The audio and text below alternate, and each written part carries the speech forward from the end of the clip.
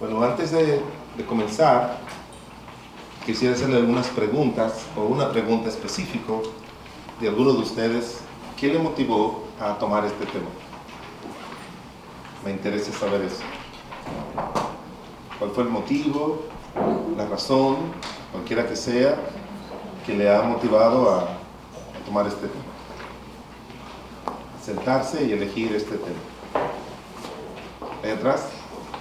Bueno, nosotros particularmente porque es un reto criar varones bien definidos en este tiempo y así mismo hembras, por el hecho de que la sociedad actual tiene tantos estándares que son muy contrarios a la palabra de Dios. Yo siento que a veces estamos haciendo muchísimo esfuerzo por guiarlos, de acuerdo a lo que dice la palabra del Señor. El tú tienes como tantos frentes abiertos, te deja muchas veces como sin aliento y sin estrategia. Yo entiendo que este taller bien pudiera ayudarnos a nosotros a seguir fortaleciendo esa intención y ese deseo que el Señor ha puesto en nuestro corazón de poder ayudar a nuestros hijos y nuestros estudiantes a definir su género, como dice la palabra.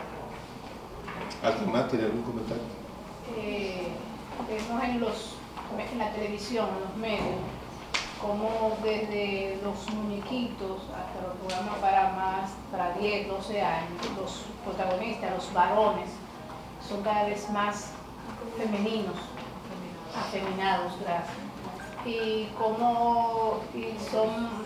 hacen las cosas que supone que se deben hacer las mujeres. Ellos son los que lo hacen, en general como que está todo riboleado, volteado. Muy bien. Una última. Sí, hermano. Yo soy padre de 3 hijos, tengo un varón y 2 hembras. Entonces, por la dinámica de mi casa, el varón tiene mucha influencia femenina. Tiene 2 hermanas y su mamá, casi la mayor parte del tiempo. ¿Y qué edad tiene él, el niño? 10 años, va a cumplir 10 años. Perfecto. Sí, hermano. En mi caso, yo tengo 2 varones. Se ha distorsionado mucho en estos tiempos el patrón, igual los varones deben de ser responsables y el liderazgo, nuestra parte es muy importante, no se ha perdido el liderazgo y la responsabilidad que un varón, un hombre debe tener. Esa parte es muy interesante para mí, la parte de la disciplina con respecto a los varones. Muy bien. Hermano. Bueno, en el caso mío, ya las hijas de ellas son universitarias, ya están claras, pero yo doy clases aquí en el Colegio Bautista Cristiano. Y los muchachos últimamente tienen la tendencia de ver mucho anime y ver muchos muñequitos japoneses, donde el hombre, una forma de presentarlo bonito es vestirlo de mujer y presentarlo como mujer. Y esos son temas como que yo estoy nula. Quisiera poderlo llenar un poquito más. Qué bueno, qué bueno. Qué bueno haber oído sus motivaciones. Es algo que si este taller se hubiese dado 25 años atrás, pues no hubiese nadie. Por el hecho de que hay una amenaza en todos los frentes que ustedes han hablado, no solamente que es una sociedad donde el varón lo están feminizando y a la mujer la están masculinizando, por decirlo así. Y el elemento final de todos es que no haya dos géneros, sino uno solo. Y eso involucra unos peligros increíbles para nuestros hijos y para nuestra sociedad, que por asuntos políticos no están valorando, y por asuntos de la maldad que vivimos, según la Biblia, en los últimos días, pues hoy en día eso ya no tiene ningún valor. Romper ese tipo de barrera es algo que no tiene el cuidado, la atención de los padres para evitar que toda la inversión que Dios, la sociedad y los padres están haciendo en los hijos, de veras esté corriendo peligro, porque no es asuntos de xenofobia con respecto a personas de afuera, no es con respecto a sexofobia con respecto a las personas del mismo sexo, es un asunto de que se va a trastornar todo el orden de la sociedad si se sigue promoviendo los antivalores que se están promoviendo hoy en día. Así que espero que Dios en su gracia nos ayude a cubrir en el tiempo. Ahí yo le estoy dando una copia exactamente del material que voy a enseñar para que ustedes lo tengan. Probablemente nos puede faltar un poco de tiempo para cubrirlo, de manera que ya ustedes tienen por lo menos un bosquejo ilustrativo acerca de eso. Génesis, el capítulo 1, obviamente si vamos a hablar acerca del hombre, tenemos que seguir el patrón de nuestro Señor Jesucristo. Cuando a nuestro Señor Jesucristo le preguntaron acerca del divorcio, el Señor los refirió al principio. Y yo creo que todo, absolutamente, lo que está distorsionado en la sociedad, si queremos comenzar a mirar la perspectiva correcta, tenemos que ir al principio, como dijo el Señor. En el principio no fue así. En el libro de Génesis, el capítulo 1, versículo 26, la palabra autoritaria de Dios, el Creador, ni siquiera se puede, al mencionar este tema, no se puede hablar de Dios como el líder religioso de un grupo de personas. No, estamos hablando del Creador. Es una dimensión, ¿verdad? Yo diría que mayor, porque para una cantidad inmensa de la población, Dios no es su Dios, ni Cristo es su Señor, pero para toda la población del mundo, Dios es su Creador, quiéralo o no. En el libro de Génesis, el capítulo 1, versículos 26 y 27, entonces dijo Dios: hagamos al hombre a nuestra imagen, conforme a nuestra semejanza, y señoree en los peces del mar, en las aves de los cielos, en las bestias, y en toda la tierra, y en todo animal que se arrastra sobre la tierra. Y creó Dios al hombre a su imagen, a imagen de Dios lo creó, varón y hembra los creó. Vamos a orar. Señor bueno, un propósito tienes tú al traer este tema y poner en el corazón de cada uno de estos padres y profesores el estar aquí para ser enseñados por ti, y nosotros ser todos, por nuestra responsabilidad, con hijos, con nietos, con menores, con alumnos, ser nosotros los que llevemos el mensaje que les recuerde a nuestros hijos, a los niños, el diseño tuyo original, para que lo sigan y no sean distorsionados por esta sociedad corrupta y perversa, como tú la llamas. Te pido que tu Espíritu nos esté guiando en el entendimiento de este tema.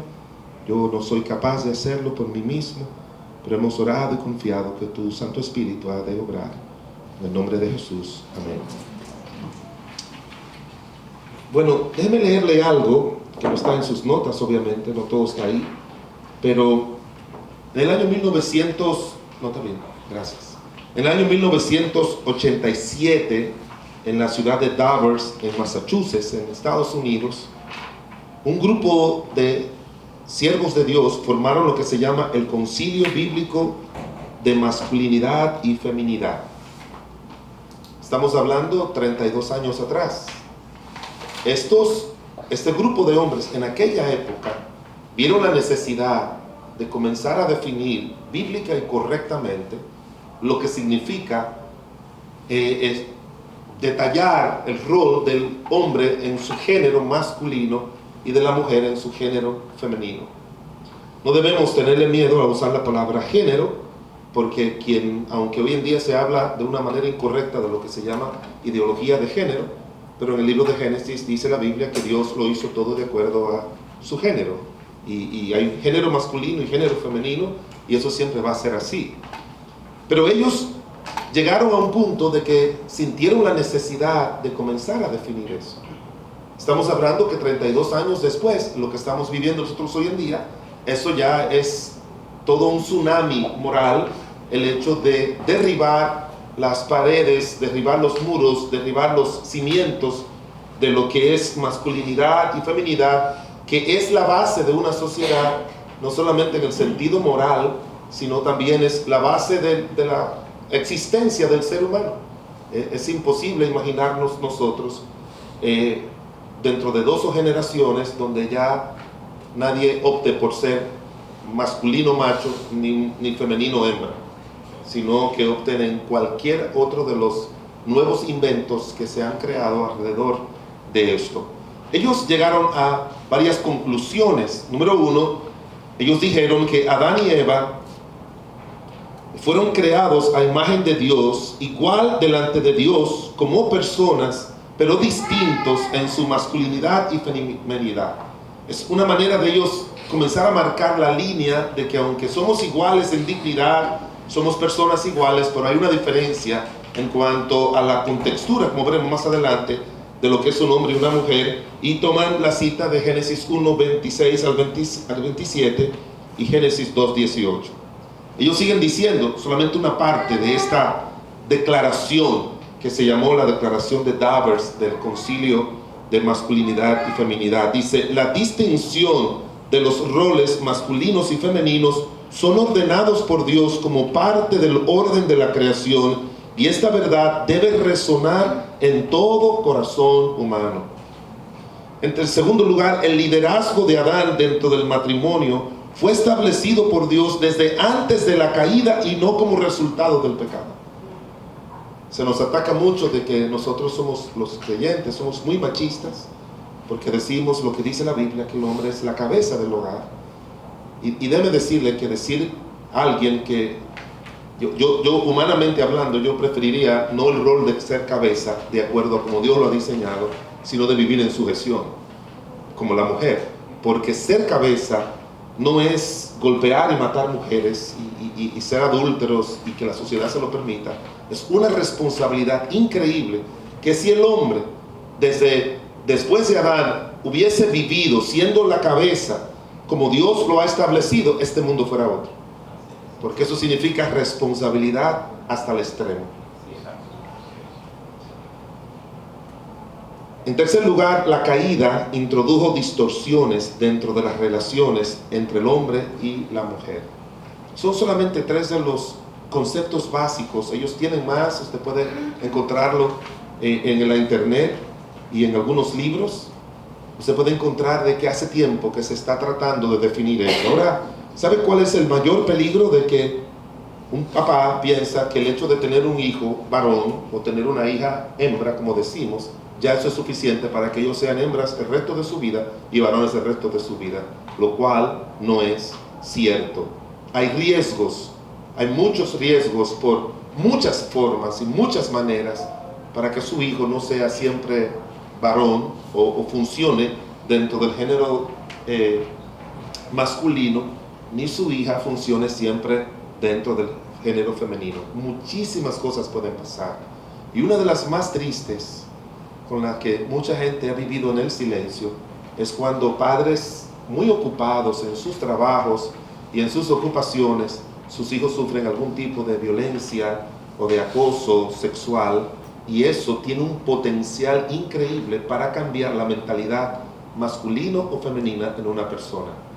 No es una justificación para la homosexualidad, no es una justificación para el lesbianismo, pero yo le aseguro que esos son elementos que sí han influido en que personas hoy en día hayan elegido esa opción, porque cuando una muchacha ha sido violada desde pequeña, la figura de un hombre no es una figura para dar cariño y afecto, y la figura de una mujer sí lo es.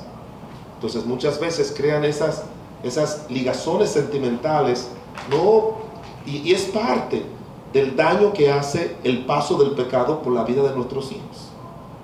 Yo he tratado mucha gente con eso y he batallado mucho con ellos para decirles: no, el hecho de que un hombre o dos hayan hecho eso en tu vida no significa que el hombre debe quedarse fuera de tu vida. Pero recuérdese, es que cuando están en casa tranquilita y viene el tío, que ustedes tienen tanta confianza con él, o viene el primito, o viene el hermano, he tenido casos de hermanos, y viene el mismo papá o el padrastro, y pasa 3, 4, 5 años en esa acción con ella o con el varoncito, ya usted sabe que se distorsiona mucho el aspecto sexual, y eso sucede con más frecuencia. Yo doy clase a los de cuarto de bachillerato del colegio de la iglesia, y yo le doy muchos aspectos relacionados a la Biblia, pero relacionados a la vida de ellos. Yo creo que cuando se enseña en los colegios la materia de Biblia, no se puede uno quedarse con la Biblia solamente, sino que partiendo de la Biblia, uno tiene que llegar al diario vivir de ellos, a la relación de ellos, para que ellos encuentren que lo que le estamos enseñando está relacionado con su vida. Y no solamente es una información acerca de Dios. Y yo le doy una clase sobre los traumas, porque no podemos, es un asunto de psicología. Eso es un asunto de que José salió de su casa y con 17 años vivió una vida, si usted mira su historia, bastante traumatizada por lo que le hicieron sus hermanos, de tal manera que cuando los vuelve a ver, le habla malísimo. Si usted ha leído la historia bíblica, porque las heridas que se causan en casa son peores que las que suceden fuera de casa. Y hay muchas heridas hoy en día que nuestros hijos, heridas de favoritismo, heridas de conflictos entre hermanos, heridas de violación, tantas heridas que se causan hoy en día, que es inevitable el que nosotros entendamos que por más que nuestros hijos vayan a la iglesia y estén siempre en la escuela dominical, si usted no trabaja de una manera personal con eso, va a llevarse muchas sorpresas cuando sea adulto. El 67% de los jóvenes en Estados Unidos que nacieron en hogares cristianos no están yendo a ninguna iglesia ni profesan ser creyentes. Hay una falla increíble de los padres en el seguimiento y se lo atribuyen a la iglesia y piensan que la iglesia o el colegio cristiano va a ser la función que nunca puede hacer el hogar como institución formadora de hijos y de hijas. En sus hojas que tienen ahí, si quieren seguirla, está el propósito o el objetivo de esta enseñanza: exponer a los padres las características de la masculinidad y feminidad bíblica con el propósito de que ellos modelen en su hogar esas características y las compartan con sus hijos a fin de que sean los roles distintivos en la vida de ellos. Eso es lo que hemos llamado el propósito, el objetivo. Vamos a mirar un poco acerca de estos dos géneros, pero lo que queremos es, como se lo voy a explicar más adelante, que seamos nosotros los que modelemos eso en la vida de ellos para que puedan ellos verlo. Porque como usted verá más adelante, la masculinidad ni la feminidad, ya se lo estoy diciendo, no es una garantía que va a venir a la vida de nuestros hijos porque nacieron varones o porque nacieron hembras. No es eso. Hay otros factores, como le dije, que intervienen en eso. Definición de términos. No hay, me cansé de buscar una definición que yo encontrara, entendiera, que pudiera reflejar lo que realmente es masculinidad y feminidad, pero tomé algunas de las que, construí algunas de las que encontré en el estudio.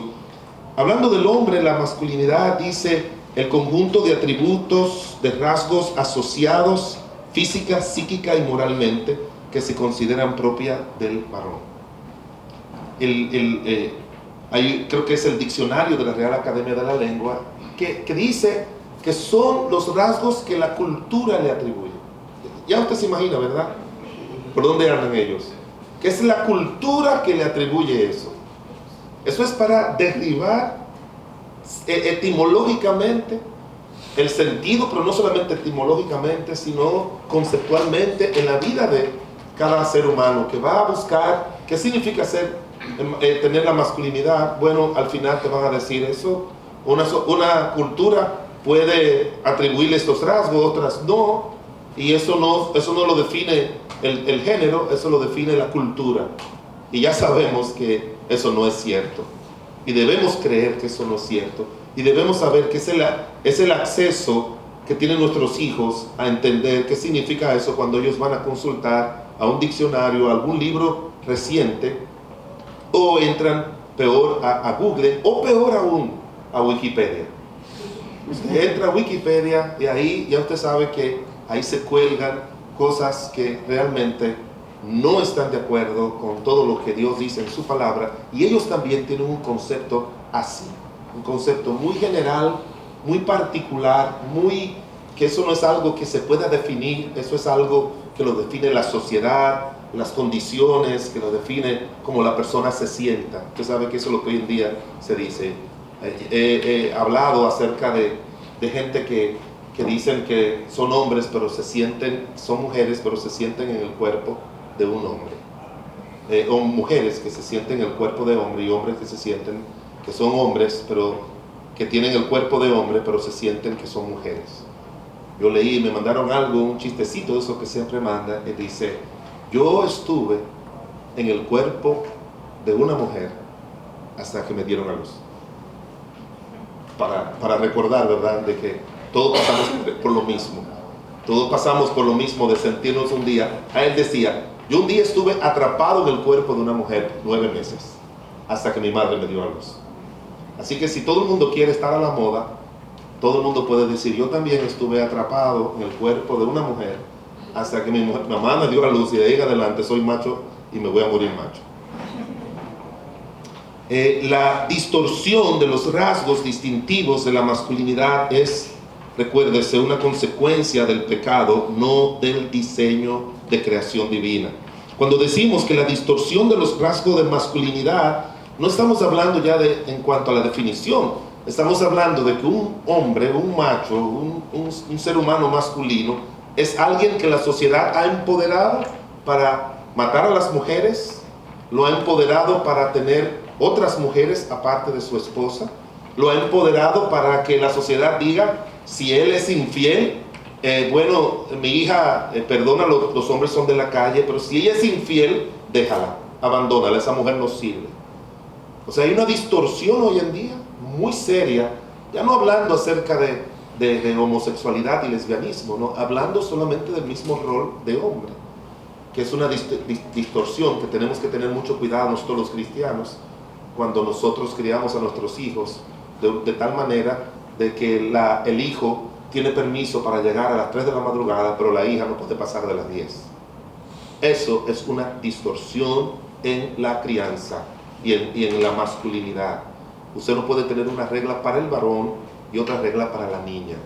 Si ambos van a llegar a una hora, no importa que tengan 18, 22, 25 años, no importa, usted tiene que tener las mismas reglas. Pero hoy en día tratamos de cuidar más a la hija que al varón, y eso es lo que está haciendo que los varones le hagan tanto daño a las muchachas que no tienen esos controles. Yo recuerdo de un hombre en nuestra iglesia que él decía, yo le digo, él tenía, ya falleció, pero él tenía 4 hijos varones y 3 hijas, y él decía, mis gallos están sueltos, que cada cual cuide su gallina, refiriéndose como las otras muchachas. Bueno, uno de ellos, estamos hablando de eso hace más de 30 años, uno de ellos, cada vez que yo lo encuentro por ahí, tengo que llevármelo para mi oficina llorando, porque tengo años batallando con él, porque ya ha tenido 5 matrimonios, 6 hijos, y la razón es porque ese muchacho a los 16 años embarazó a una mujer de 25 con la idea de verdad de que mis gallos están sueltos, amarren sus gallinas. Y cuando un muchachito de 16 años comenzaron a ponerle presión de que tenía que buscar dinero para Pampers y que tenía que hacer todo eso, eso le afectó mentalmente. Eso le afectó, y ese es el segundo caso que yo conozco. Le afectó mentalmente hasta el punto tal de que lo ha mantenido siempre en un estado de depresión que recurrentemente viene en su vida. O sea, el impacto de un varoncito con esa presión es muy diferente al de una muchacha con esa presión, aunque afecta también a la muchacha de otra manera. Entonces, esa visión de criar varones que tenemos muchos de nosotros siendo cristianos no es la correcta desde el punto de vista de Dios. ¿Cuáles son algunos de los rasgos que podemos mirar distintivos, solamente de información, ¿verdad? Están las citas al lado, no la voy a buscar por asuntos de tiempo, pero ¿cuáles son los rasgos que encontramos en la Biblia distintivos de la masculinidad? Número 1, se manifiesta en la estructura física del hombre. No hay que tener ninguna explicación para eso.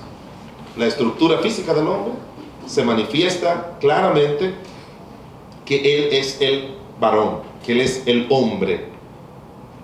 Estaba leyendo también algo de las muchas cosas que le mandan a uno por el internet, igual WhatsApp, de un hombre transvesti de 50 años yendo donde el médico y diciéndole, yo soy mujer. Y el médico le dijo, no importa que usted sea mujer, pero tiene que hacerse un análisis de próstata.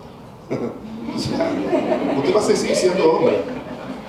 No importa que usted se vista de mujer, no importa que usted se cambie aquí, que usted se quite sus órganos, se ponga el órgano de una mujer, no importa que usted se ponga botox, se haga todo lo que usted quiera hacerse, usted puede padecer de cáncer de próstata. Así que hágase el chequeo. Es que no hay manera de que un hombre deje de ser hombre. No hay manera. Los rasgos, la estructura física es obviamente así. Segundo, la masculinidad se manifiesta por la asignación de ocupaciones laborales diseñadas para el hombre.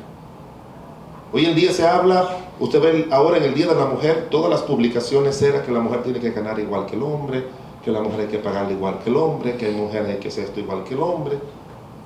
Pero nunca pueden decir que la mujer tiene que tener las mismas ocupaciones del hombre. Es difícil que usted ponga a una mujer a trabajar construcción, a menos que sea ingeniera o arquitecta.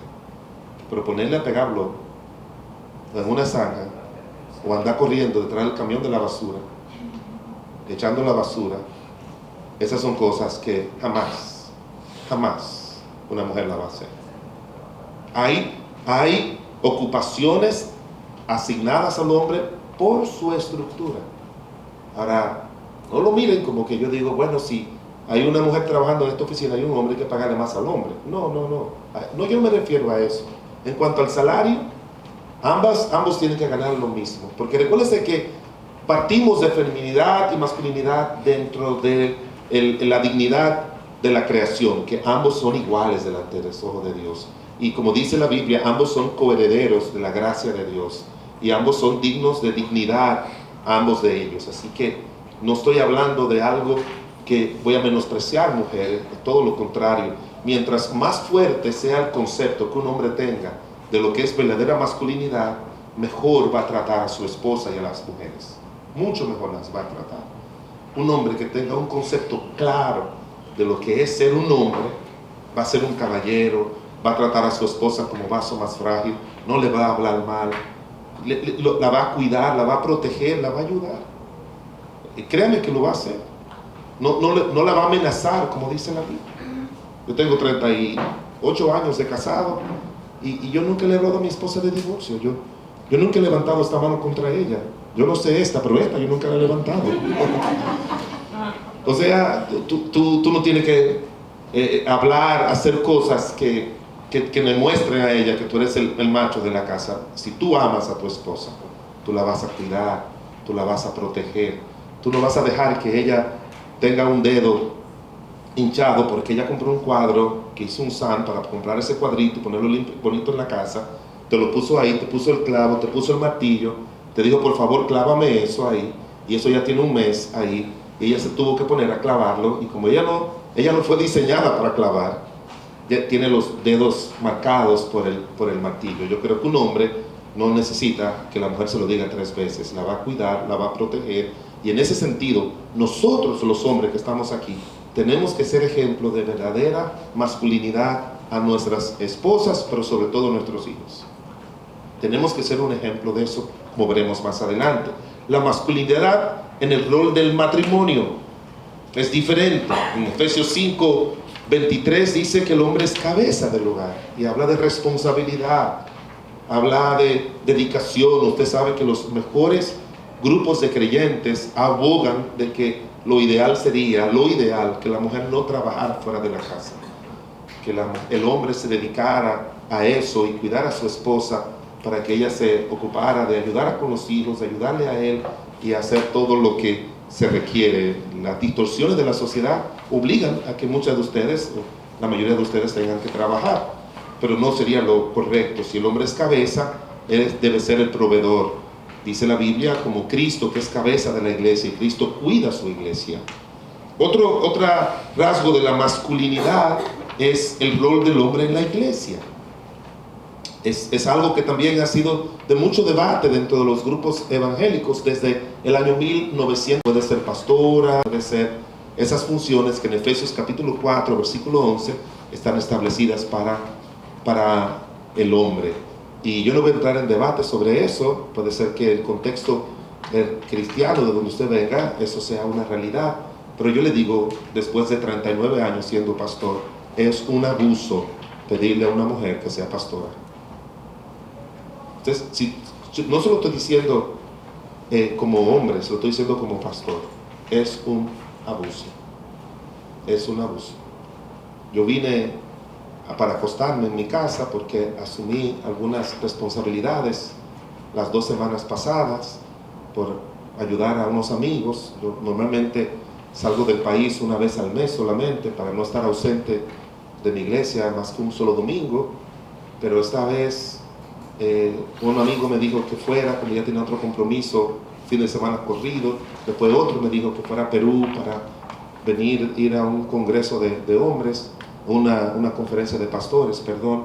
Y desde el día 22 de febrero hasta el día 7 de marzo, yo prediqué 6, 15, 22 veces. ¿Usted cree que me dio fiebre, la gripe, tenía tensión, me salió herpes por el estrés, tenía que estar levantándome tempranísimo a orar, a buscar el rostro de Dios, a quedarme ahí en el hotel preparando las enseñanzas? ¿Y usted cree que eso yo se lo desearía a una mujer? No. Y en esos lugares, después que predicaba, parejas haciendo fila para pasar 3, 4 horas dándole consejería y con pastores y todo eso. Yo le digo de corazón, respeto a esos hermanos que tienen esa idea, pero es un abuso decirle a una mujer que es madre, que tiene que hacer eso en su casa, decirle que usted puede ser una pastora. Es muy difícil. Los estudios dicen que una iglesia normalmente donde hay una pastora no crece mucho, porque yo creo que Dios mismo la cuida para no ponerle una carga excesiva. Pero eso no es nada que tenga que ver con que así creen estos creyentes y nosotros creemos diferente. Esto es básicamente el rol que Dios le puso a una mujer y le puso a un hombre. Y el otro rasgo es divino, es la masculinidad, se manifiesta en la función reproductora. O sea, el hombre engendra, pero la mujer no. La mujer no engendra.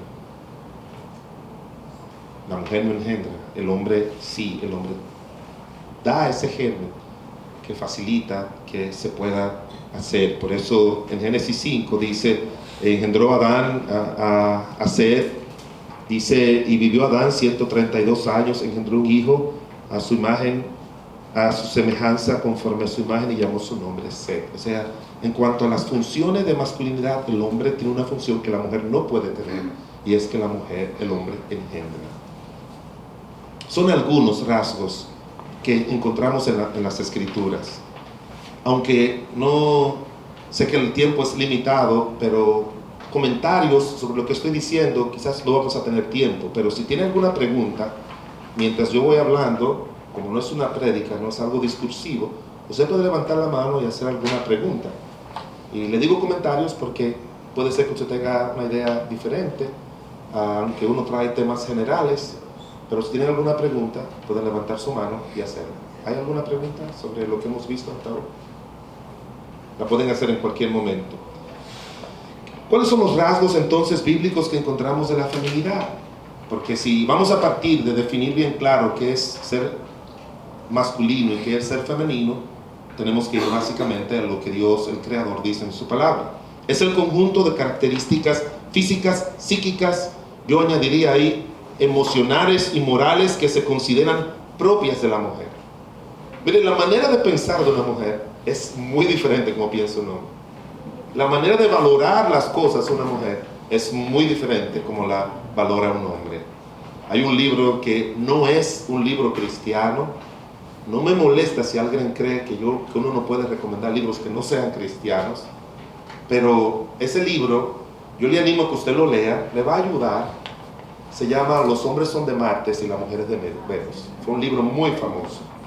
Ahora, ¿sabe por qué yo lo recomiendo? Porque yo lo he leído y todo lo que dice no contradice la Biblia. Y cuando alguien dice algo que no contradice la Biblia, lo que está haciendo es coincidiendo con Dios, no inventando nada nuevo. ¿Sí me entiende? Y él habla bien claro de las diferencias entre un hombre y una mujer. Y a veces parte del problema en la vida matrimonial es cuando nosotros, los hombres, no entendemos que las mujeres son diferentes y las mujeres no entienden que los hombres son diferentes. Y entender esa diferencia no nos aleja, sino que nos acerca. Porque las diferencias, tal como las hizo Dios, son para complementarnos.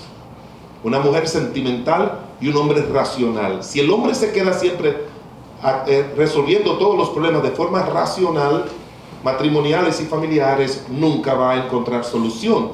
Si la mujer se mantiene siempre resolviendo los problemas de forma emocional, no va a encontrar solución. Usted recuerda de Ana, la mamá de Samuel. ¿Cuál era el problema de ella? ¿Alguien recuerda el problema de Ana? No tenía hijos. ¿Cómo lo estaba resolviendo ella? Llorando, no comía y le reclamaba a su marido. Deprimida. ¿Usted cree que así se va a resolver el problema? No se va a resolver. Pero esa es la manera inicial en que las damas enfrentan eso, y no es nada malo. Para mí, hermanos, estudiando tantas parejas de la Biblia, para mí el Cana es mejor cristiano que Ana. El Cana era un hombre que le decía: mi amor, ¿no te soy yo mejor que 10? Le daba la mayor parte, la llevaba siempre a la casa de Dios. La razón por la que Ana derramó su alma era porque el Cana siempre la llevaba a la casa de Dios. Ese era un buen hombre al lado de una mujer facilita que Dios resuelva los problemas. ¿Usted ha leído acerca de Abigail y Nabal? Cuando a Nabal le dijeron que él venía a David, que David quería que le diera comida o algo, y él dijo que no se lo iba a dar, y David fue a invadirlo, y tuvo que salir Abigail al frente para impedirlo. Es que Nabal estaba resolviendo los problemas de una manera racional. Y cuando tú tratas de resolver las situaciones que tienen que ver con tu familia, porque puso en peligro su familia y sus bienes, él no iba a poder defenderse con David. Y como él quiso resolverlo de una manera racional, por eso su esposa tuvo que hacerlo. Así que tanto una mujer resolviendo los problemas de una manera racional, un hombre resolviendo los problemas de una forma, una mujer de forma emocional y un hombre de manera racional, los dos salieron bien. Los dos casos salieron bien. ¿Sabe por qué? Porque el hombre le enseñó y le ayudó a ella y entendió su situación emocional y no la dejó, no la abandonó. Y aquí Abigail, en vez de reclamarle a su marido, ella, sabiendo lo que venía, fue y ayudó a su marido. Así que las diferencias son para complementarnos y son hermosas cuando tú aprendes a decir, en vez de burlarte de tu esposa, ¿cuál es su nombre? Rosemary. Imagínense que Rosemary sea mi esposa. Y yo he oído mucho esta historia. No, porque mi mujer es muy llorona. No, porque mi mujer es muy sentimental, como de una manera despectiva. No. En vez de decir, mi mujer es una mujer dulce, ella es muy afectiva, yo la quiero mucho, yo evito hacerla llorar, yo entiendo su situación. Cuando un hombre se está burlando de su esposa frente a los demás, es un hombre insensible.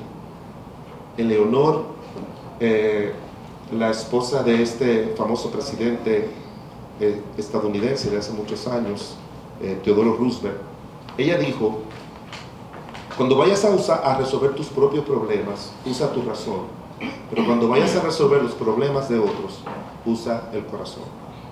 O sea, uno tiene que aprender a entender que no todo se resuelve de una manera racional ni de una manera emocional. Otro autor dijo lo siguiente, que lo bueno sería que el corazón estuviera en la cabeza y el cerebro estuviera en el pecho. Y él dice, así pensaríamos con amor y sentiríamos con lógica, con razón. O sea, pensaríamos, sentiríamos de otra manera. Así que tiene que haber esa complementariedad. La feminidad, por lo tanto, dijo una mujer, ahí se le puse en sus notas, dice, la primera característica de la feminidad bíblica es ser ayuda. Pero miren cómo ella lo presenta. Eso es lo que dice la Biblia, ser ayuda idónea. Pero recuérdense que las feministas de hoy en día, que le han hecho más daño a las mujeres que bien, esas le han hecho más daño a las mujeres que bien. La feminista, esta señora dice, la feminidad bíblica lo define, es ser de ayuda. Pero dice, de ser de ayuda en mi familia, en mi trabajo, en mi comunidad, en la calle, yo le pondría de ser ayuda en la iglesia, ser donde sea. O sea, eso es algo que todo el mundo debería hacer. Varones y hembras, personas de ayuda a todos. Brindar ese apoyo para el cual fui creado en todo mi entorno. Si una mujer se viera como una ayuda idónea, fuera lo ideal. Si una mujer funcionara como ayuda idónea, el mundo sería diferente en todos los contextos donde ella se encuentra. Características de la feminidad se manifiestan en la estructura física de la mujer. Los hombres no tenemos curva. Los hombres no tenemos, aunque con el tiempo, ¿verdad?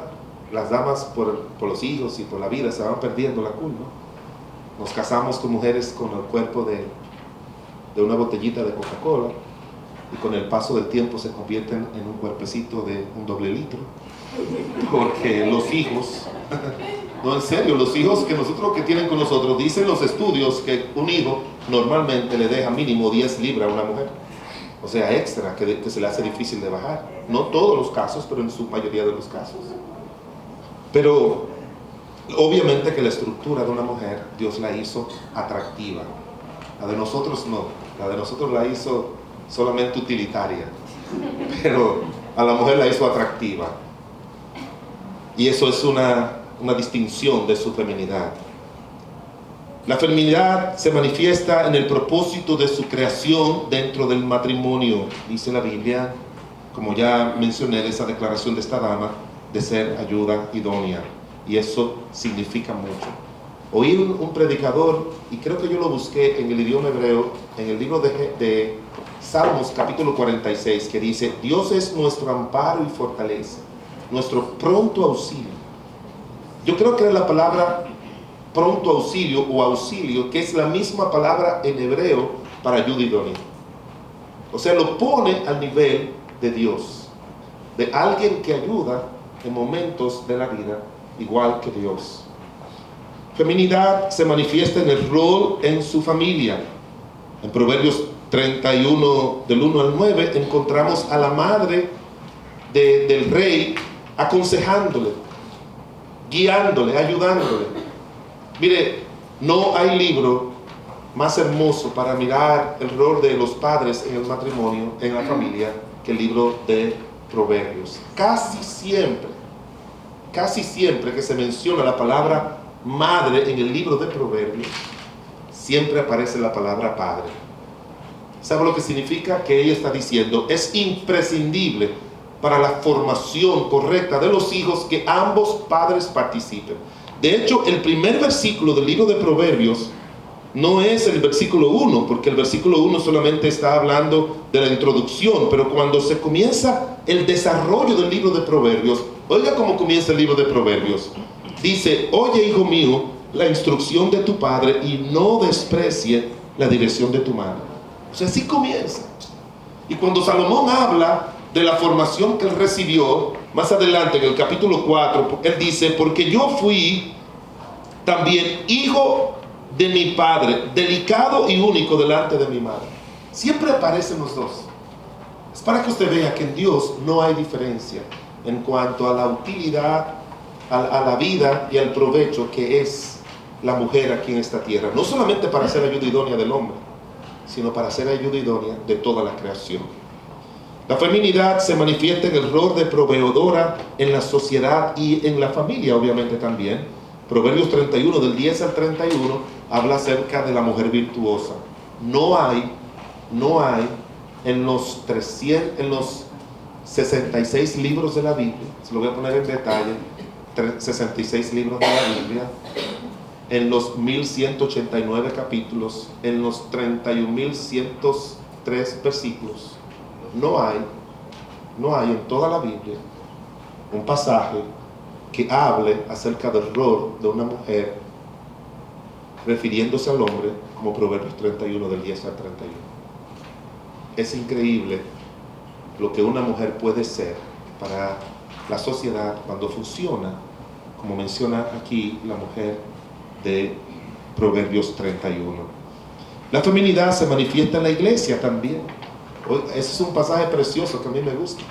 En Romanos 16, del 1 al 3, versículos 6 y 12, el apóstol Pablo hace un listado de las salutaciones finales que él está haciendo a los hermanos en Roma.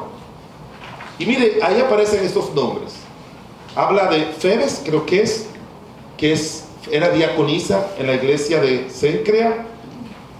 Luego menciona a una mujer que se menciona primero que el hombre, que es Priscila y Aquila. Luego menciona a una parejita que parece que eran hermanas mellizas, nombres que ninguno de nosotros le pondremos a nuestras hijas, Trifena y Trifosa. Así se llamaban estas dos hermanas. Y luego aparece otra llamada Pérsida y menciona una cantidad de hombres. De ningún hombre el apóstol Pablo dice que han trabajado mucho en el Señor. Decir que una mujer, porque no sea pastora o profetisa, no tiene nada que hacer en la iglesia, es negar lo que dice Romanos 16. Pablo no lo dice de ninguno de sus colaboradores, sino solo de estas mujeres que han trabajado mucho en la obra del Señor. Sí tiene un rol. Dicen, a mí me enseñaron en la universidad, en la UAS, que usted sabe que la UAS no es nada cristiana, y más en la UAS de mis años. Ellos dicen que el cristianismo fue que introdujo al mundo el matrimonio monogámico, y que el cristianismo fue que enseñó al mundo a respetar a la mujer. Eso de los derechos de las mujeres, eso no existía. El cristianismo, si usted nota, el énfasis que se hace de la mujer en el Nuevo Testamento no es el mismo del Antiguo Testamento. En el Antiguo Testamento tiene un rol más pasivo, en el Nuevo Testamento tiene un rol muy, pero muy activo. Lucas 8 menciona no solamente los apóstoles, sino las mujeres que siempre estaban con el Señor Jesucristo, que le servían a Él. La feminidad también se manifiesta en su función reproductora. La mujer concibe. Y yo le dije ahorita que la mujer no puede engendrar, pero la mujer es la que concibe. Y el hombre no puede concebir. Es solamente la mujer. O sea que hay una distinción que sin el uno ni el otro no hay manera de que la especie humana pudiera estar activa en esta tierra. Hermano, tú me haces señita cuando ya me pasé o algo. Sigo. Le traje esto porque siempre tiene que haber una parte conceptual bíblica de lo que significa esos roles, y es bueno que lo tengamos como padre en mente para que nosotros fortalezcamos eso en nuestros hijos. Las diferencias claramente marcadas en sus diseños y roles asignados por Dios en la feminidad y la masculinidad tienen como propósito facilitar la unión de ellos en el vínculo del matrimonio, a fin de que, con el ejercicio correcto y responsable de sus funciones particulares, produzcan un solo producto para la familia, la sociedad y el reino de Dios, que no solamente es un hijo, es todo lo que envuelve un ser humano aquí en la tierra. Es un producto, pero un producto que tiene el poder, es un producto que tiene el poder de beneficiar increíblemente no solamente la vida de ellos, sino toda la sociedad. Y aunque hay mucha gente que conocemos por sus nombres, por el daño que han hecho a la humanidad, son más los hombres y mujeres que conocemos que han sido el resultado de beneficiar al mundo, porque un hombre y una mujer se unió la masculinidad y la feminidad y produjeron un hijo, como muchos estudiosos y estudiosas que han hecho aportes increíbles para la medicina, la física, toda la ciencia, todas las áreas de este mundo. Dios los creó intencionalmente diferente para que obligatoriamente se unieran. ¿Entienden eso, hermanos? Cuando un hombre no se quiere unir a una mujer, sino a otro hombre, y viceversa, eso no es el diseño de Dios. Nos hizo diferente para que nos necesitásemos.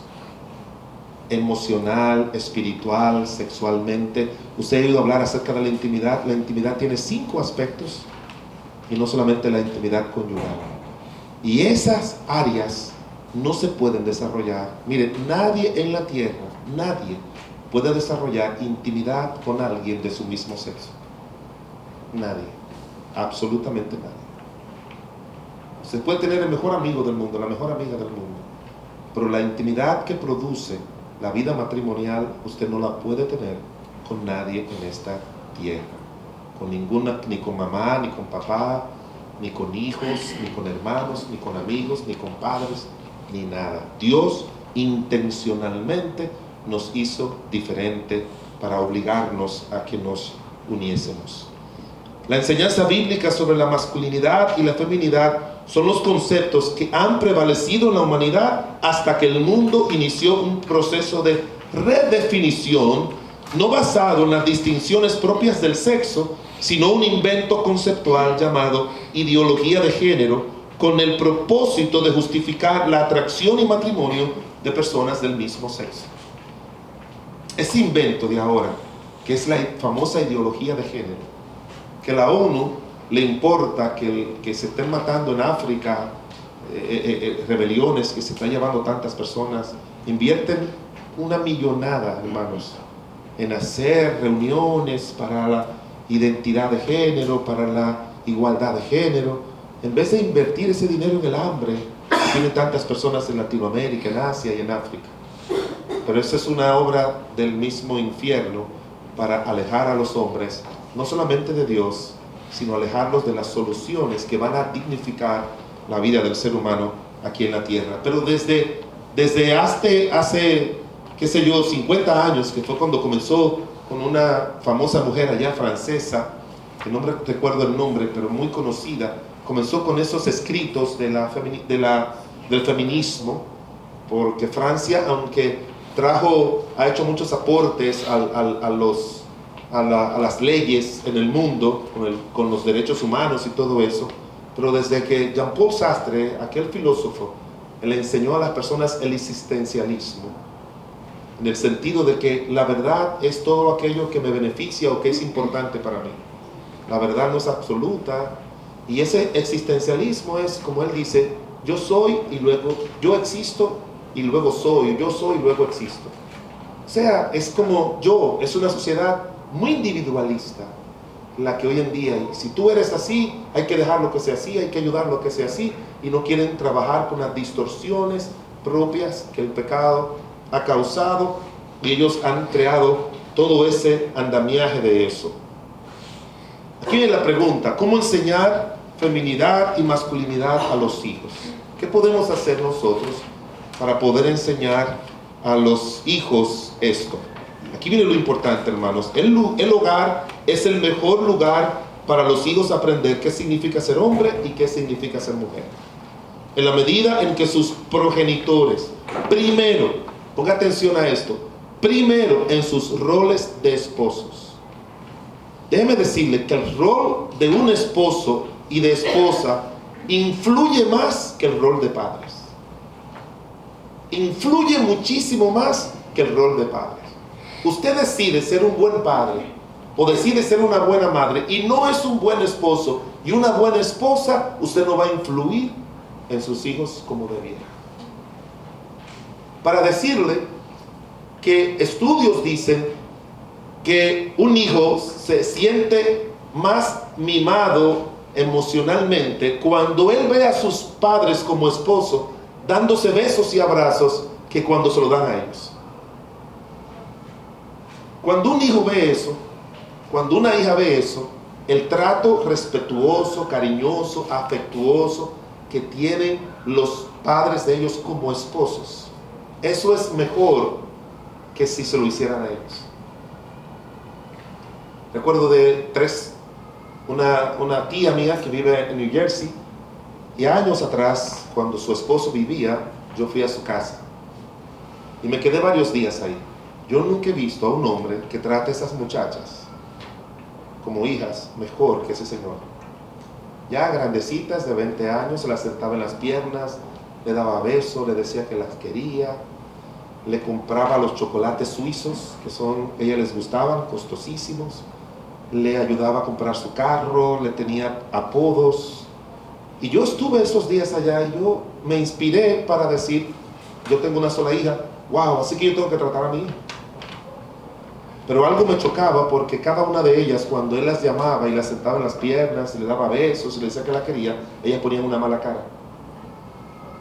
Pero una fea cara, las tres. Y yo me llené de ira. Aproveché que él no estuviera, yo soy mayor que ellas. Las reuní y les dije, yo nunca he visto un papá que trate a sus hijas como su papá la trata a ustedes. Y nunca he visto hijas que tengan una reacción tan negativa hacia su papá como la tienen ustedes. Yo no creo que eso está bien. ¿Sabe lo que eso significa? Nunca opines hasta que tú no sabes la historia que hay detrás. Nosotros somos muy, muy buenos opinando cuando observamos. El primer paso del método científico es la observación. Pero después de la observación viene la experimentación y la comprobación, y luego que se levanta una hipótesis. O sea, no se levanta una hipótesis por la observación. Ellas me dijeron, daríamos la vida de que mi papá tratara a mi mamá como nos trata a nosotros.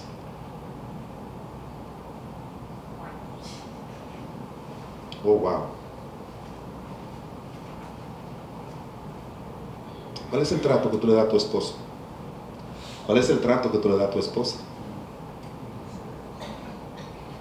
Ellos van a saber lo que es una mujer cuando tú exhibas lo que es una mujer. Besucona, cariñosa, sumisa, ayudidónea, todo eso.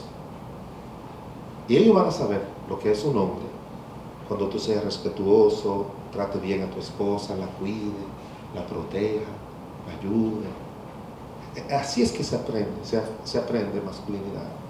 Como yo le pongo ahí en las notas, la masculinidad no se aprende por enseñanza ni la feminidad, se aprende modelando. Estamos teniendo este taller, es obviamente para contrarrestar la corriente negativa del mundo, pero también para ayudar la corriente negativa que hay en los hogares. Porque si creemos que solamente la corriente negativa viene del mundo con sus conceptos, déjeme decirle que antes de que aparecieran esos conceptos, ya la masculinidad y la feminidad había sufrido mucho en hogares, y aún en hogares cristianos. El concepto de masculinidad, ahí se lo pongo subrayado, y feminidad es más un concepto aprendido por el modelo hogareño que desarrollan los padres que por las enseñanzas que ellos le proporcionen a sus hijos. Dentro del hogar, el liderazgo amoroso y humilde del hombre tiende a ser reemplazado por el dominio y la pasividad. No hay algo que dañe más a el modelo de masculinidad, un hombre dominante, un impositor, un autoritarismo en la casa, pero a la misma vez una pasividad. Eso es una combinación de muerte. ¿Sabe lo que significa pasividad? Yo no voy a ayudar a mi esposa, yo no le digo te quiero a ella, no paso tiempo con mis hijos, o sea, una actitud pasiva en eso. Solamente para que ustedes tengan una idea, un concepto que no se maneja mucho, pero algunos autores del libro lo manejan, es lo que ellos dicen, el daño que proporciona al matrimonio la fidelidad negativa. Y cada vez que yo digo eso, la gente dice, ¿qué significa fidelidad negativa? Bueno, un hombre que nunca le ha sido infiel a su esposa, pero es un hombre que no la busca casi sexualmente, que no le dice que la ama, que no la cuida bien, y se le pone el término fidelidad negativa porque la mujer no se beneficia de tener un hombre fiel. ¿Me entiendes? O sea, el tener un hombre fiel es para tu beneficiarte, es para ti. Mi esposa me dice muchas veces, ¿sabes lo que más me gusta de mi matrimonio contigo? Es que tú has sido mi marido solita para mí. Dice ella, solita para mí. Pero no, es una fidelidad no solamente porque tengo un marido, sino porque ese marido me saca a pasear, ese marido me da regalos, ese marido me trata bien, ese marido me cuida. ese marido me dice que me ama, no me grita, no me pelea, con la paternidad pasiva, que está haciendo mucho daño a los hijos hoy en día, esa paternidad o masculinidad pasiva. También aquí habla de la sumisión voluntaria e inteligente de la mujer, tiende a ser reemplazada por el deseo de usurpar la posición o el servilismo. ¿Sabe lo que significa servilismo? La mujer que es la sirvienta de la familia. Mamá, mis hijos, pero llevan esos trastos para la cocina. Y no, mamá, yo no tengo tiempo, ella tiene que estar llevándolos. Pues es porque los hijos ya han oído un hombre que le dice, está sentado allá en el sillón viendo la película, tráeme la comida. Y después que la mujer va y le calienta la comida y se la lleva al poco minuto, tráeme un vaso de agua. Y después le dice, quítame los zapatos y tráeme la chancleta. Y después le dice, ahora tráeme el periódico. Mira, se fue la luz, prende la lámpara. Tráeme el periódico. Y la pobre mujer ya, la sirvienta de la casa, cuando se acuesta le dice, ahora sírveme como mujer. Ese espíritu, servilismo, no significa sumisión. Usted tiene que enseñarle a todo el mundo en casa a que todos tienen que cooperar y que todos tienen que valorar a mamá como una persona digna de respeto, cuidado y ayuda. Y eso, nosotros los hombres tenemos que enseñar a nuestros hijos a eso. Y ustedes, damas, tienen que enseñar a sus hijas a esos y a sus hijos también. Eso de estar arreglando en la cama a los muchachos, no. Usted no. Yo a mis hijos les decía, usted no sale de la habitación. Ellos estaban aquí en el Bautista Cristiano los tres. Usted no sale de la habitación hasta que usted no arregle su cama. Terminaron de cocinar, de comer, no dejen los trastos ahí en la mesa, usted tiene que llevarlo. Su cuarto tiene que estar arreglado. Su mamá no le va a arreglar cuartos. Guarden sus juguetes. No le permita a sus hijos que tengan una sirvienta en mamá. Ni ustedes tampoco asuman ese rol pensando que eso es de buena madre. Dentro de las familias, los esposos deben renunciar al liderazgo áspero, fuerte y egoísta, y deben crecer en amor y cuidado hacia sus esposas. Y las esposas deben renunciar a resistirse a la autoridad de los esposos y crecer en sumisión voluntaria y gozosa a la autoridad. En la medida de que un hombre ejerza bien su autoridad, en esa misma medida la mujer tiene que aprender a ejercer sumisión. Consejos prácticos. Sé que aquí es donde ustedes quieren llegar. ¿Cómo, de una manera práctica, podemos ayudar y sabia a nuestros hijos a eso? Bueno, como les puse ahí, no existe un manual estandarizado de cómo fortalecer el género masculino y femenino en los niños y en las niñas. No existe. Pero es importante que cada padre tome en cuenta las tendencias pecaminosas de la naturaleza y también de la sociedad actual. Déjeme decirles, ¿saben lo que significan las tendencias pecaminosas? Hermanos, hay personas que por su naturaleza son más débiles a ser seguidores que líderes. Yo le estoy enseñando, como le dije a los muchachos de bachillerato, la clase para la semana que viene es una pregunta: ¿eres un seguidor o eres un líder? Y les puse a ellos que busquen las características de un líder y las características de un seguidor. Porque si sus hijos son seguidores, hermanos, van a hacer cualquier cosa que alguien le diga que haga. Y normalmente quienes más influyen en los seres humanos son la gente mala. ¿Usted sabe quiénes son los que más consejos malos dan? Los fracasados. El fracasado siempre está dando consejos. Yo oí que tú tienes problema con tu marido. Si no sirve, déjalo. Yo lo dejé el mío. El fracasado siempre está dando consejos. Siempre. Gracias.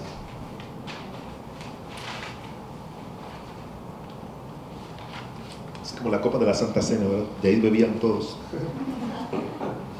Y siempre están haciendo eso. Usted tiene que saber que hay ciertas tendencias de hijos que tienen un carácter más firme y otro más débil. Y muchos de los problemas de homosexualidad, lesbianismo, también está ligado a eso. Tienen que saber eso, hermanos. No por fortuna, y ellos Dios no le ha permitido, porque no existe, pero gracias a Dios que ni se lo han inventado, el decir que hay una predisposición genética para que alguien sea homosexual o lesbianista. Yo los he oído a todos ellos y todos han dicho que no hay manera de que no se ha descubierto eso. No existe una predisposición genética, pero sí la debilidad del ser humano puede guiarle a eso y a cualquier otra distorsión en su vida.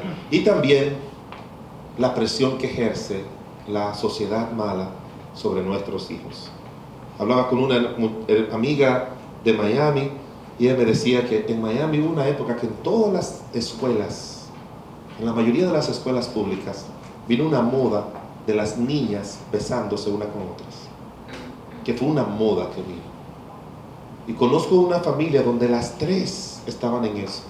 Y después, gracias a Dios, por lo menos 2 de ellas se casaron. Pero estaban muy envueltas, era como una moda. Besándose las niñas en la boca, pero besos, ¿verdad? No, de saludos, no, eran besos prolongados. ¿Y quiénes son los que sucumben a eso? Los que no tienen un modelo y un liderazgo masculino y femenino en su casa. Comete usted un gravísimo error si usted piensa que todo está bien en sus hijos, porque usted lo lleva a la iglesia y lo trae a este colegio cristiano. ¡Qué error! ¡Qué error si usted piensa que todo está bien! ¡Qué error! Y yo he oído a padres decir así, yo no sé, llorando, este muchacho, esta muchacha, mira cómo salió, yo siempre llevándola a la iglesia y pagando un colegio cristiano, mira ahora que es grande cómo me pagan. No, te olvidaste lo que dice la Biblia a los padres: instruye al niño en su camino. Eso no es un versículo de colegios ni de iglesia, eso es un versículo de hogar. Instruye al niño en su camino, y aun cuando fuere viejo no se apartará de él. Una vez un hermano de la iglesia que era contralor o auditor, algo así, una posición alta en una empresa, le estaba refiriendo una discusión que tuvo con el dueño de la empresa. El dueño de la empresa le dijo: todos los contralores que han pasado por aquí han robado. Y él le dijo: conmigo usted se equivocó. Y yo rápidamente pensé, claro, él le iba a decir que eres cristiano. Y le dijo: mi papá a mí me enseñó que no le ponga la mano al ajeno, y yo nunca le he puesto la mano al ajeno. Pero hermanos, la Biblia es que lo dice. ¿Por qué él no dijo la Biblia? ¿Por qué él no dijo la palabra de Dios? ¿Por qué no dijo mi iglesia se enseña eso? ¿Por qué no dijo que yo soy cristiano? Porque es más fuerte la influencia de un papá que de un pastor, y que un maestro de escuela dominical, y que un maestro de colegio. Y la lucha que tenemos nosotros que trabajamos en colegios cristianos con niños, son aquellos niños que no tienen liderazgo en el hogar. Cuando usted lo llamen del colegio porque sus hijos se están portando mal, créame que a quienes no lo están llamando para anunciarle que sus hijos se están portando mal. Hay un metamensaje detrás de eso, y es: usted no está haciendo lo que debe hacer. Aunque no se lo van a decir de frente así, pero tiene que saberlo. Bueno, le he dividido en 3 grupos. La primera infancia, de 1 a 6 años. Consejos prácticos solamente: trátelos y hábleles de forma femenina a las niñas y de forma masculina a los niños. Algo sencillo, pero hágalo. Yo sé que cuando están chiquitos usted no puede decirle a la niña mi amorcito, y al varón mi amorcito, ¿cómo tú estás? O sea, yo no estoy diciendo que sea algo así, pero trátelo desde que nacen, trátelo como varoncitos a ellos, y háblele igualmente a las niñas como niñas. Los padres deben crear cercanía, ambos, afectiva, a sus hijos en esta etapa. En esa etapa es que se desarrolla el cerebro. En esa etapa es que se desarrolla todos los conceptos afectivos, los conceptos de valía personal, todos los conceptos de valoración personal y de otros se desarrollan los primeros 6 años de vida de un niño o de una niña. Si usted dejó pasar esa etapa porque desde que nació tenía que ir a trabajar la mamá y el papá, y lo puso a 3 años en un cuido y lo iba a buscar a las 5, y después lo metía al colegio y lo dejaba ahí en preescolar, un colegio formal, y le pagaba a alguien que lo cuidara y lo pasaba a recoger y después lo bañaba y lo acostaba, si usted no desarrolló una cercanía emocional, afectiva, espiritual con sus hijos en esos años, va a tener problemas. Evite que la niña crezca en un mundo masculino y el niño en uno femenino. Ahorita uno de ustedes hablaba que tiene 2 varones, 2 hembras y un varoncito. Si va a México no tengo que batallar mucho, yo voy mucho allá, diga 2 niños y una niña, porque para ellos hembras son las de los animales. O sea, tiene que decir, a mí me preguntan, ¿cuántos hijos tiene? Yo le digo, rápido así digo, 2 varones y una niña. Porque si digo una hembra, ellos de una vez se ríen porque lo están asociando con los animales. Entonces, mire, la mejor manera, como verán otros, la mejor manera es evitar que ese niño siempre esté jugando con sus hermanitas. En esa primera etapa. Hay que evitar eso. Yo he tratado muchachos con asuntos de homosexualidad que crecieron en un mundo femenino. Eso no significa, tengo que hacer la aclaración de que siempre va a ser así. Yo soy un varón macho. Y yo crecí con mi mamá, mi tía, una señora que estaba en la casa ayudando y 4 hermanas y sin un varón. O sea, yo crecí en un ambiente así. Mis 2 hermanas menores, tengo 2 hermanas menores y 2 hermanas mayores. Estoy hablando de que no siempre es eso así, pero yo he conocido muchachos que han crecido en un ambiente muy femenino y de una manera u otra tienen problemas que usted tiene que darse cuenta de amaneramiento. Cuando ya tienen más de 2 años en un mundo femenino, comienzan a tener amaneramientos porque imitan el sonido, la forma de que ven de sus hermanitas, porque normalmente el varoncito no juega con hermanitas más pequeñas, sino con hermanitas más mayores. Debe crear una relación de mucha interacción intencional del padre con el niño y la madre con la niña. Oigan, mire, la palabra clave hoy en día en educación de hijos es intencional. Todo lo que usted hace tiene que ser intencional.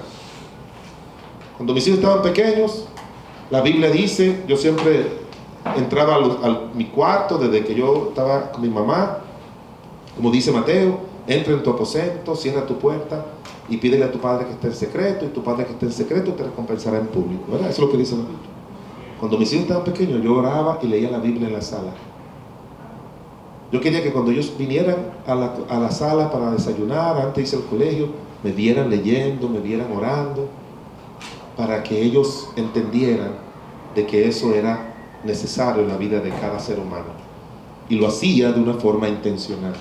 Yo llegaba a mi casa y ellos estaban en su cuarto, el apartamento ese no era muy grandecito, como no son la mayoría de los apartamentos, y yo entraba a la cocina y le daba un beso a mi esposa que sonaba de aquí a la Luperón.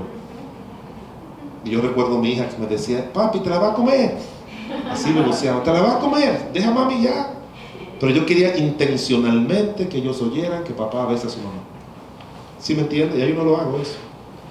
Pero en esa etapa hay que hacer muchas cosas intencionales. Toma, mijo, échame el sobre de diezmo ahí cuando pasen a recogerlo. Yo quiero que ellos intencionalmente vean que yo aporto a la obra de Dios. Y todo eso que yo le he dicho, que yo hacía delante de ellos, ellos lo hacen ahora. Yo observo, ellos lo hacen.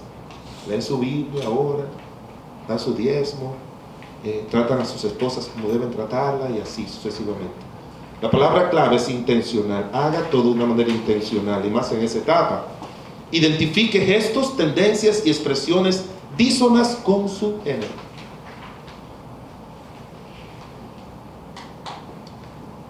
Cómprele juguetes propios de su género. Un pastor amigo no le agradó cuando yo le dije, veo mucho amaneramiento en tu hijo. No, pastor, ellos viven en Estados Unidos. No, es que nosotros vivimos un tiempo en Argentina, y en Argentina siempre se besan los varones con los varones, se dan un beso de saludo. Usted sabe que en Italia es así y ellos tienen mucha tendencia, influencia. Bueno, tienen 2 cosas, tienen influencia europea y tienen presunción europea. Dicen que el mejor negocio es compra a un argentino por lo que vale y véndelo por lo que él cree que vale.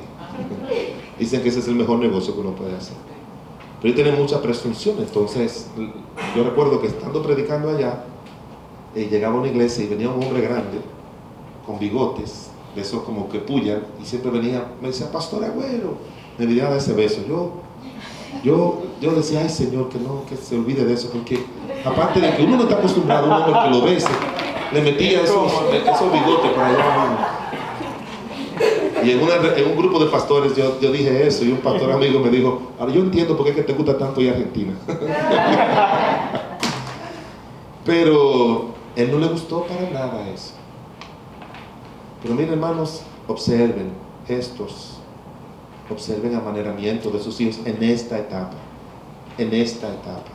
Observen y pónganlo en serio, porque nosotros lo hemos observado en el colegio, hemos hablado con los padres han cooperado, y ahora esos muchachos son varoncitos.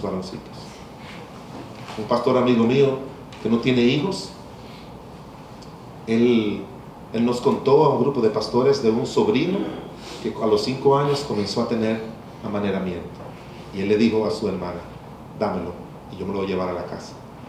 Y duró 1 año con él, lo llevaba al colegio, lo llevaba a jugar, jugaba con él, duró 1 solo añito con él, 5 años. Cuando se lo regresó, varoncito machito. Sí, porque es una etapa que las cosas se hacen inconscientemente, pero pueden hacerle un daño intrapsíquico en la mente de ellos en cuanto a la identificación con personas así. Segunda, infancia de 7 a 10 años, asígneles ocupaciones en casa propia de niños y de niñas. ¿No ponga el varoncito a fregar? No lo ponga a fregar. Póngalo a barrer el patio, si tiene patio. A sacar la basura. Póngale a sacar la basura. A arreglar su propia cama. No le asigne roles femeninos, de verdad, no se lo asigne. No se lo asigne. Sí, en esa etapa. Más adelante usted lo puede hacer. O sea, yo recuerdo. No. Yo estoy hablando de esa etapa, mírenlo ahí está. No. A los 11 ya. Usted. En mi casa, de mi mamá, donde había 4 hermanas, yo aprendí, lo único que lamento es que no aprendí a cocinar. Me hubiese gustado aprender a cocinar. Pero yo ayudaba a mi mamá a barrer, a suapear, a lavar algunas cositas, o sea, no había lavadora, pero a lavar de las manos, a limpiar el patio de la casa. Y cuando yo me casé, yo ayudaba a mi esposa, cuando veníamos del colegio, juntos, ella se ponía a hacer la comida, yo me ponía a lavarla, yo le decía, ¿en qué te ayudo? Bueno, suapea. Yo lo hago todavía, yo lo hago en mi casa donde hay gente que lo hace. Sí, tengo que hacerlo. Me gusta planchar, me pongo a lavar, lo hacía, bañaba a los niños, o sea, pero eso lo aprendí yo ya en la adolescencia. ¿Sí me entienden? Yo lo aprendí en la adolescencia, pero en esa etapa de formación, y déjeme decirle, si usted piensa que estoy exagerando, vamos a exagerar para evitar. ¿Sí me entiende? Vamos a exagerar para evitar. No prefiere usted exagerar para evitar. Es mejor. Si el niño le dice, mamá, yo te voy a ayudar a fregar, no hay problema. No sé si me entiende. Usted le puede decir, ven, ayúdame, mijo. Una cosa es que usted lo ponga que le ayude a cualquier cosa, y otra cosa es que usted le asigne un rol femenino, un quehacer femenino. Ven, mijo, ven, búscate la otra, porque él está ayudando a mamá. ¿Y a cocinar? Igual, lo puede hacer siempre que uno lo haga, porque recuérdese que es la sabiduría de la edad. Mi hijo, ven, para que tú ayudes a mamá a cocinar. No, yo quiero aprender, mamá. No te preocupes, no es que tú aprendas. Oiga, dígale así, no es que tú aprendas, porque esas son cosas de nosotros las mujeres somos las que cocinamos. Sí, pero papá cocina. Bueno, eso es papá, pero lo que yo quiero es que tú me ayudes. Entienda eso, hermanos y damas, pero él va a aprender. Pero usted lo que quiere decirle es, yo quiero que tú me ayudes a mí. Y ayudándote va a aprender. Todo lo que tú quieras que él te lo ponga a hacer, si no tiene, tú eres una madre soltera y tiene un solo varoncito o 2 varones, dile a ellos siempre, ayuden a mamá. Es muy diferente a que tú la pongas. Mire, oiga, tiene 2 hermanitos, yo lo he oído eso. 2 hermanitos, madre soltera. No, yo no tengo niñas aquí no hay hermanitas, usted tiene que ayudarme en todo aquí. Y hay uno que es más fuerte que el otro. Le dice, ven mujercita, ponte tú a hacer esto. Sin que usted se dé cuenta, yo le he oído eso. Y le crea la mentalidad de mujercita, mujercita, mujercita, mujercita. ¿Me entiende? Mujercita, mujercita, mujercita. Te dirá, pastor, y así somos los seres humanos. La naturaleza pecaminosa tiende a ser débil. Para adoptar lo malo, más fácil que lo bueno. Entonces, si usted quiere, dígale, ven, ayuda a mamá. Pero no le asigne un rol. Perdóneme, pero si el día que usted y yo fuimos, si usted fue creada, ¿no? Le estaban dando cerebro, úselo. En serio. Tenemos que ser sabios, tenemos que ser astutos. Úselo bien. Úselo bien. No me mire con esa cara de ofensa. De que usted está diciendo algo que yo no creo. Yo le doy ese consejo. Dígale en esa edad, ven a ayudar a mamá, ayúdame a mí y todo lo demás. Y tenga mucho cuidado si usted oye que al niñito, las hermanitas o el hermanito, usa expresiones como la mujercita de la casa, a ti que te ponen a fregar, a ti que te ponen a hacer esto, a ti que te ponen a hacer lo otro, porque eso va creando una mentalidad que no es la correcta, que puede ser que no le haga daño, pero puede ser que le haga daño. Evite, dice, en el periodo de enseñar a niños y niñas, es el periodo de enseñar a niños y a niñas, y usted ve cómo se lo puse ahí, todo acerca del sexo, no espere la adolescencia. A los 10 años, todo varón, toda hembra tiene que saber cómo se hace un niño, de dónde sale, cómo se forma. A los 10 años, ya tiene que saber todo eso de boca de papá y de mamá. Yo me senté con mi hija y le expliqué todo eso.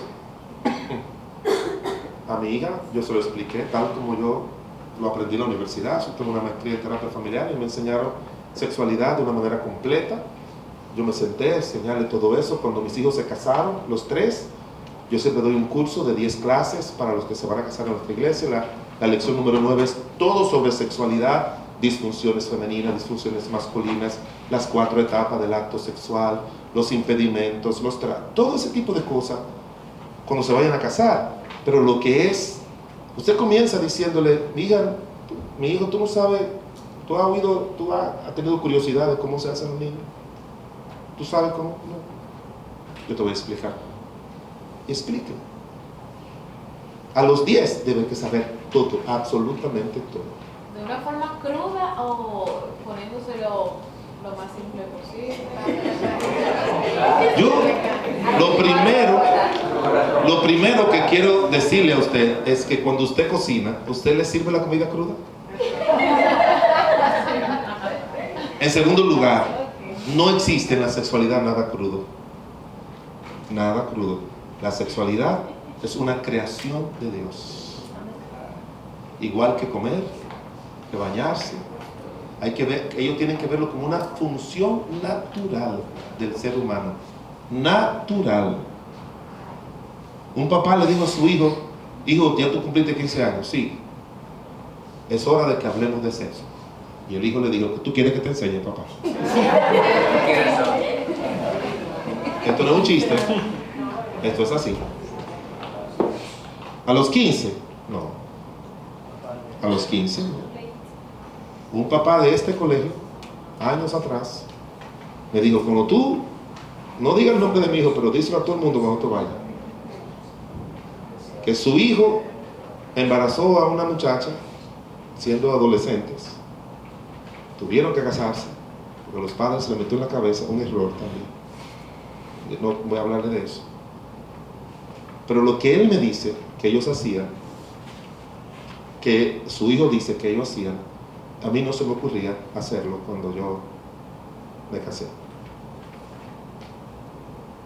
Y más ahora, mis hermanos, que ellos tienen acceso a toda la basura del internet. ¿Cuál es su nombre, hermano? Scarlett. Mire, quiero que venga aquí al colegio para explicarle algo sobre lo que ha pasado en nuestro colegio. Dígame, pastor, o la directora del colegio. Mire, su niña de 10 años comenzó a tirarse fotos desnuda y a mandarse a los amiguitos. Ven acá, mijo, ¿por qué tú le hiciste eso? ¿Tú no sabes que eso es malo? No, el amiguito mío me dijo que se la mandara y yo se la mandé. Así, con esa inocencia. ¿Sabe lo que significa esa inocencia? Ignorancia. ¿Y sabe de dónde viene esa ignorancia? De mamá Scarlett, que piensa que a los 10 años su hijita no debería saber eso. No, ellos tienen que ver eso como una función normal. Y si usted llegó primero que el mundo, salvó a sus hijos. Pero si el mundo llegó primero en la sexualidad, lo perdió. No puedo detener ahí, pero como le dijo Pablo a Timoteo, considera lo que he dicho y que Dios te dé entendimiento. Pero háganlo bien a sus hijos. A los 10 años, varones y hembras, que sepan toda la sexualidad de una manera normal. El papá, mira, mi papá, para que no lo ponga a pensar, no lo ponga a pensar en ustedes, porque cuando mamá está, pero eso es cuando mamá y papá están acostados, ellos están haciendo esto, para no mover su morro, que le dice, cuando Dios hizo a Adán e hizo a Eva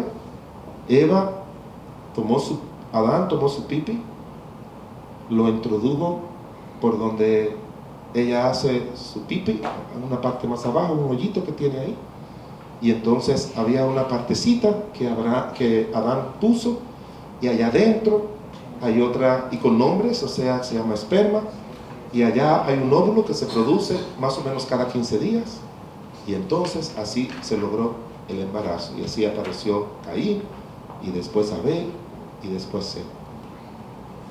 Y eso, mi hija, que está ahí, no es para que ningún niño juegue con eso, eso es solamente para cuando te cases, tú puedas tener a tus hijos. Y ya. Y a los 13, quizás usted le enseña que es un orgasmo. A los 13, 14, enséñale lo que es eso. Yo he aconsejado a muchachas que se van a casar, que yo le he preguntado sobre eso, y me dicen, yo no sé lo que es eso. Y yo no creo que sería el pastor el que debe enseñarle lo que es eso. Yo creo que es mamá que debe enseñarle lo que es eso. Y las partes de los componentes de la mujer debe enseñárselo. Pero decirlo siempre, eso es exclusivo para la vida matrimonial. No deje que nadie te toque, no deje que nadie ande por ahí, no te pongas a jugar de noche con eso, no te vayas a jugar en el baño con eso, mi hijo, y cosas así por el estilo. Enséñele, no estoy hablándole de que le cree traumas ni tabúes. Enséñele claramente, dígale, eso va a llegar a su tiempo, eso va a llegar a su momento. Mientras más usted espera para hacer eso, más daño le va a hacer el mundo a sus hijos. No lo haga solamente con las niñas, hágalo con los varones. Hágalo con los varones.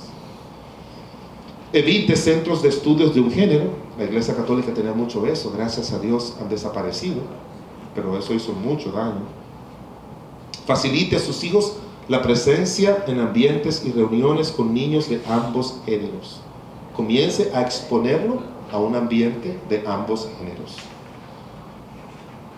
Trate con sabiduría y no con rigidez cualquier acercamiento o expresión de sus hijos hacia niños del sexo contrario. Cuando mi hijo me decía a los 12 años, ay papi, a mí me gusta esa muchachita de la iglesia. Ajá, ¿y cómo se llama? Fulano.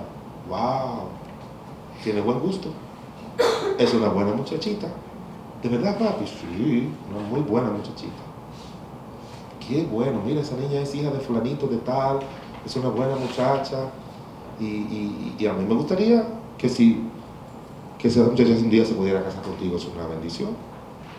¿De verdad, papi? Sí. Hay que fortalecer su género. Y después que yo lo subía por las nubes, le decía, pero tú no tienes edad para tener novia. Tú no tienes ni... ¿Cómo va a ser, papi? Pero no, ni invente, papá. Y cuando yo tenga 15, tampoco. Y cuando yo tenga 16, menos. Mire, yo estaba en Chicago ahora. El hijo del pastor, oiga lo que me dice. Me dice el pastor, me lo preguntó en inglés. Me dice, pastor Agüero, ¿puedo yo tener, tiene 13 años, ¿puedo yo tener una novia? Y yo le dije, no, tú no puedes tener novia. Tú no tienes edad para eso, hazle que... Le dije, ¿te puedo hacer una pregunta? ¿Te gustaría que tu hermanita tuviera un novio? Me dijo, no, exactamente lo mismo. No sé si me entiende. Y ya se estuvo tranquilo y se fue. Tu hermanita no tiene edad. La niña de quien tú estás echando los ojos tampoco tiene edad para eso, ni tú tampoco. O sea, cuando su hijo venga hablándole, póngase contento. O la niña, tú sabes, papi, mira, Luisita, yo la vi como hablando con muchachos. Mira, eso es mentira. Ven acá, Luisita. ¿Tú estás hablando con Luisito? Sí, papi. ¿Y por qué tú estás hablando con él? No, por nada. ¿Te agrada? ¿Te cae bien? Sí, papi. De verdad, qué bueno. Es un buen muchacho. Y hasta elegante, tú tienes buen gusto, mija. Y después cuando usted lo ve por allá, usted le dice, pero eso no es para ahora. Eso no es para ahora. Hay 5 aspectos en la adolescencia que son importantes y uno es el reafirmar su género. Y esa es una manera de nosotros hacerlo. Incentive la práctica de deporte según su género. En esa edad, todo el mundo quiere ponerlo en el dominico, pero es bueno que él ahora, si le gusta el fútbol, usted lo lleva a la tarde a jugar fútbol. Que si le gusta el béisbol a él, si ella quiere voleibol, si ella quiere que cada uno tenga un tipo de deporte de eso. Se puede añadir muchas otras cosas más, pero le puse solamente algunas básicas. En la adolescencia es la etapa más difícil de la crianza para los padres y la vida de los hijos. Usted va a pasar la de Caín si tiene hijos adolescentes. Yo tuve 3 en el mismo momento, los 3 en la adolescencia. Y cuando yo leía los libros que yo estudiaba en la universidad, me ponía grave. Porque un autor dice, 13, 15 y 17, o sea, los años pares son terribles. Tú vas a descansar un poquito en los años pares, según estudios. Entonces, uno lo tenía en 13, otro lo tenía en 14. O sea, descansaba de pero después aquel que tenía 13, cumplía 14, descansaba de pero le dieron a 15, entonces, ¿me entiendes? O sea, era una batalla. Es una verdadera batalla. Es la etapa crucial en la definición del género. Crucial. Cualquier cosita que ellos comiencen a hacer mal por ahí que usted no sepa, es en la adolescencia que se hace, con personas del mismo sexo. Es el tiempo de la sociabilización. ¿Ya terminaron todas las demás? ¿Los demás charlistas terminaron? Yo me imaginaba eso. Por eso no han terminado de ahí todavía. Yo estoy esperando que ellos terminen. O ellos no han salido porque están esperando que nosotros terminemos. O no hay nadie ahí no hay nadie.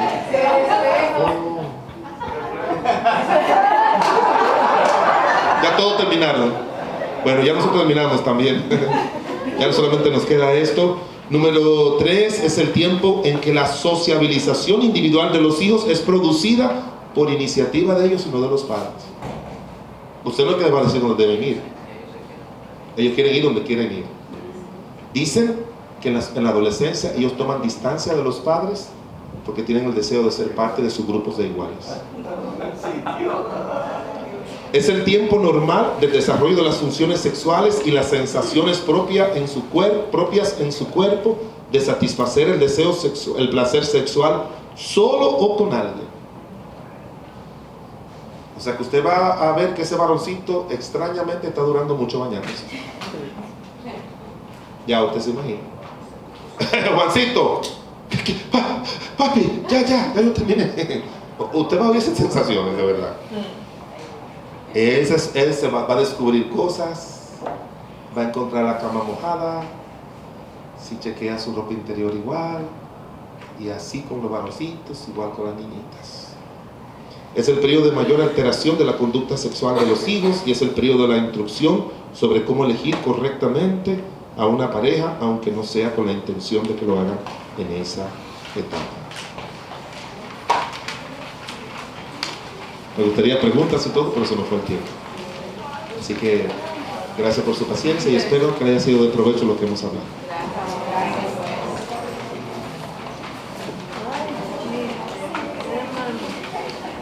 Vamos a pedir por favor al hermano Garibaldis, por favor, que nos despida en oración y que ore para que el Señor permita que todo lo que hemos aprendido en el día de hoy podamos practicarlo de acuerdo a la etapa de desarrollo de nuestros hijos.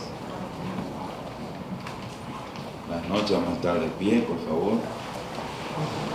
Gracias, pastor, por esta instrucción excelente ¿Quiénes fueron edificados?